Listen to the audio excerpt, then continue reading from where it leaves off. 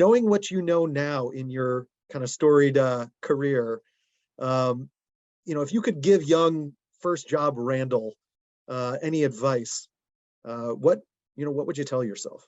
I can honestly say in a million years, when I stepped, I was, let me back up. Let me give you a little bit of my background that's not in the bio, because that'll help you understand a little bit how weird I am. I grew up in a household with 3 generations of music educator before me.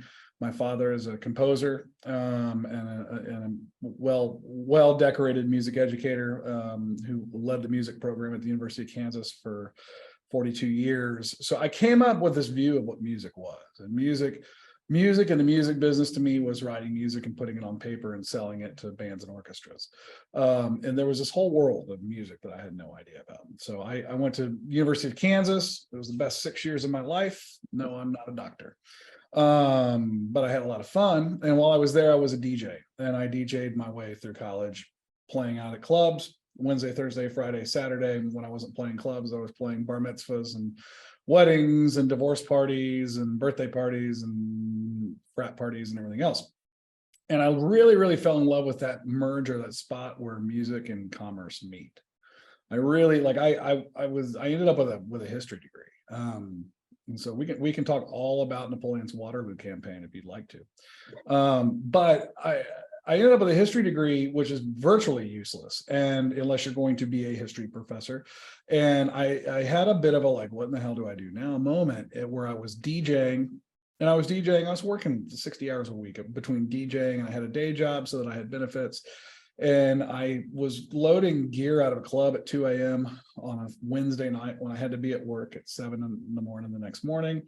And I had this kind of epiphany moment as I walked past one of those, in bars, how they have those mirrors, it'll be a mirror and it'll say Coors Light on it, but it's a mirror, right? And I looked at myself in the mirror and I thought, Jesus, do I want to be doing this when I'm 45?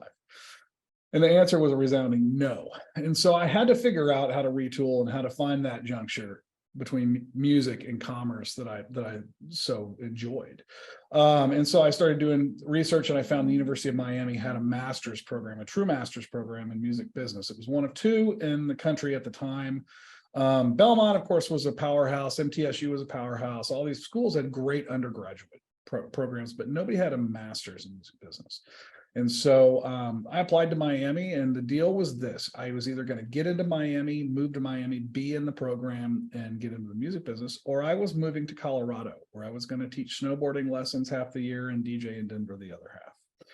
And so I made it to Miami, which was fantastic. So getting to Miami, did that great, well-rounded education there. Like every other student there, I wanted to be an A&R. And I got out and I got a sales job at a classical record label, which was the world's largest classical record label, which oddly is based in Franklin, Tennessee. And I started there and worked my way up there. And what started as a foot in the door job just to get me to Nashville, I'll be on Music Row tomorrow, just wait till you see moment kind of thing, ended up being a 10-year career that I never knew I needed or wanted.